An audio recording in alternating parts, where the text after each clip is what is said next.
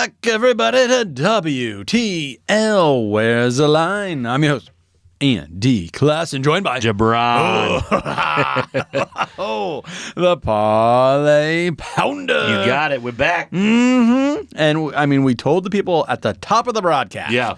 We're talking NFL. We're talking college. We're talking more college. We're talking more NFL. You got it. So let's get into the second leg of our Let's do it. NCAA football. Yeah. We got a couple of ranked opponents out of the ACC. Believe it or not, Duke is still ranked 16th in the nation, but they're heading down to Bobby Bowden Field at Doak Campbell Stadium to play Florida State, and man, do the Seminoles got it rolling right now. They are 6-0, and they are over a 2-touchdown favorite over a ranked opponent here in Duke. They're 14.5-point favorite. Does this make sense, Andy? Not at all. I don't think it makes sense. I just think a lot of people are riding really, really high on the Florida State Seminoles. Yep. And Duke lost, and it was ugly. And Duke lost. Good for them, all that kind of stuff. But it's still a ranked opponent, and I just think we're riding a little too high on Florida State. Yep. And good for Florida State. They look phenomenal. They do, Andy. Yep. But, I mean, in last week's matchup against NC State, the Blue Devils were up 17-3 going into the second half and eventually secured a 24-3 win. They didn't give up any points in the second half with their quarterback out for injury, and I do believe he's going to play this week. So I really like the Blue Devils covering here. Yeah. I just like the cover. I don't think they'll win. I think Florida State probably turns it on a little bit in the second half and gets out to a touchdown later. But I really like the Blue Devils to stay in this one. Yeah, well, let's put it this way. I'm not betting money line, but I am betting Duke to cover. I mean, we're talking over 2 touchdowns here. And some of these models and point predictors and things like that, they actually have Duke winning outright by like 5.5, 6 points. Yeah, no doubt, Andy. And that's a lot of, let's call it garbage thrown into a lot of analytics and who you played, who you didn't play, and this and that. But it's kicking back a number saying Duke's going to come out on top. Exactly, Andy. And you got to look at just Duke's one loss. It looks pretty good now. Yeah. It looks pretty good. They lost by 7 points to Notre Dame, who just walloped the best player in college football, Caleb Williams. He was the front runner, odds on favorite to win the Heisman. He's not anymore. Exactly. So I really like the Blue Devils in this one. I do not think they're as bad as people are putting them off to be. In Florida State, they have looked great, but is Clemson any good? They just beat Clemson in overtime. Are they good? Yeah. I don't know. I am going to go with my gut on this one, and it's too many points, especially for an ACC kind of, rivalry. You're seeing traditional powers, traditional blue bloods kind of shift the narrative here. I really think that Florida State's getting bet up. Duke, they're a basketball school, right? Not a football school. Well, last couple of years, they've been playing some pretty good football. That total is at 49.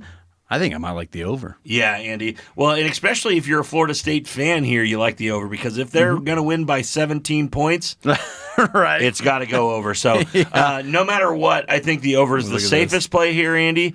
I'm going to go with the over, but I really like Duke Blue Devils to stay in this one. I'm gonna pile on for Duke once more. For the last 5 games, they have smacked that over. Yeah. Everything for me is pointing Duke's going to cover, and give me that over. Yeah. Nope. I agree, Andy, wholeheartedly. All righty. And I'm not saying the Seminoles are not going to win. I know I got some friends that are Seminole fans. I'm not trying to offend you. Just saying Duke's going to cover. Yep. All righty. Let's head on out west, sucker. Yeah. Utah, the 14th ranked Utes are heading to the Coliseum to take on, the Trojans are licking their wounds right now. USC still 6-1. That's a 7 o'clock kickoff on Fox. Total is 53. Yeah, Andy. The Utah Utes, they are 5-1. Yeah. Trojans are 6-1.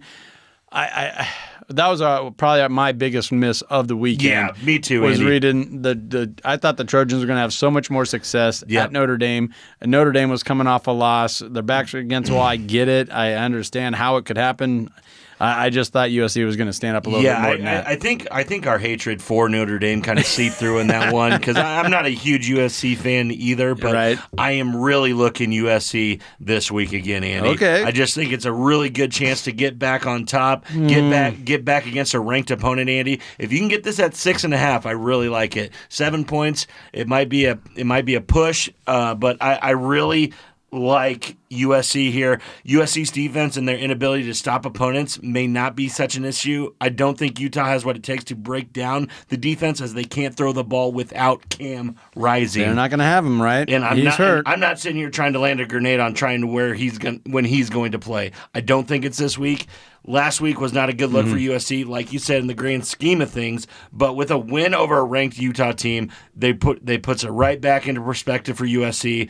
I just like them at home by 7. Utah's just had so much success, though, against Utah. Utah's had a lot of success against USC recently. I mean, they won 4 of the last 6 games. They have. And you're getting them off a loss here.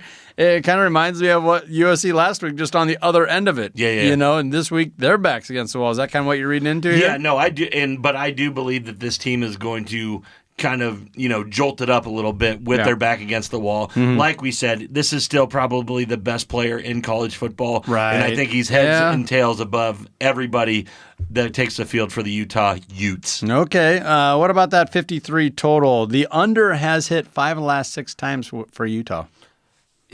Yeah.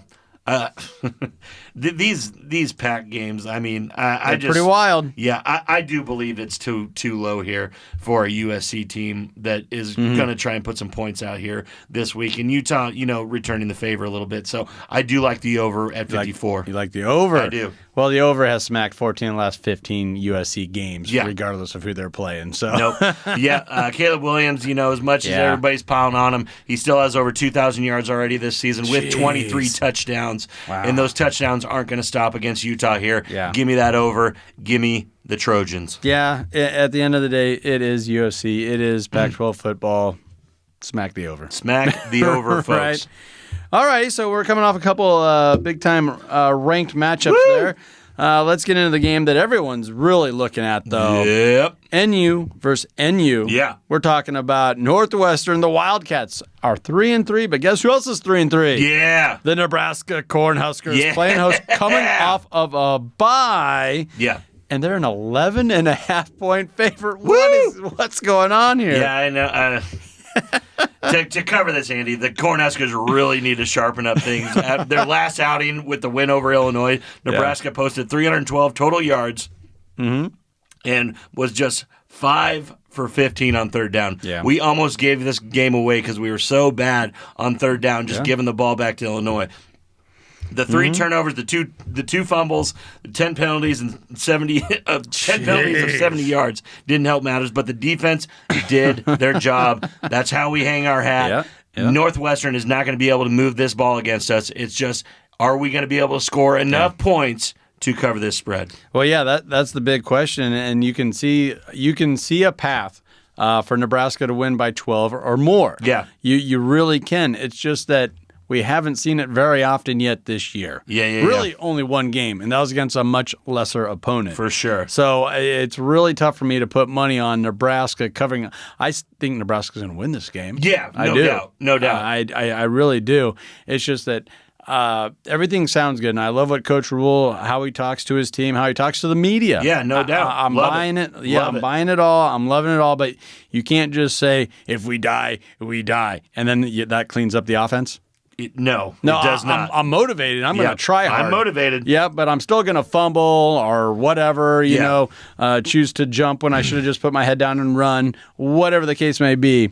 And we're going to turn the ball over on downs, and that's not going to be a touchdown. Yeah, no. Andy, but the one thing that I have for hope with the Huskers against this team, this is a very, very underwhelming team in Northwestern. Yeah, they're bad. These guys can't. I don't even think they can hang on with Illinois. Definitely not with the Iowas and Wisconsins of the West here. So I really like this spot for Harburg to really put his nose to the grindstone and put out a big performance on the ground against this team. And I do have us covering here, Andy. It's sitting right there for him. This is a great, and you're coming off a bye, and you're playing a team that tried to lose to Howard.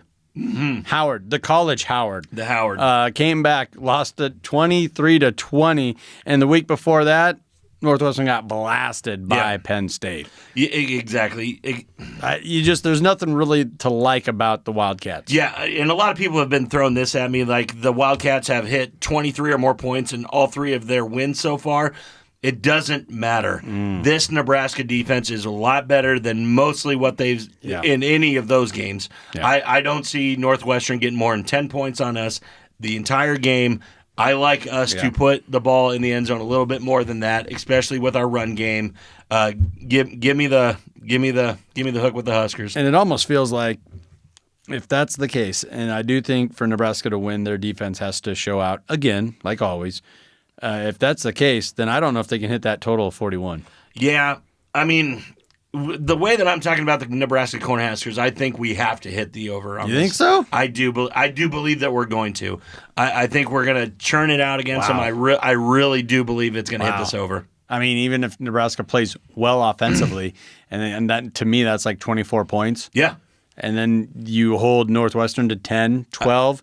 You're still not getting there. No, I agree that is what the standard is for Nebraska right now is like that's a good game for 24 points. Yeah. I believe this is the week that goes over that. That we put a 35-point game up there, that we put a 40 game up there. We need to start doing it, especially if we're all talking about bowl season and bowl games. This is a statement game for Nebraska, especially Northwestern.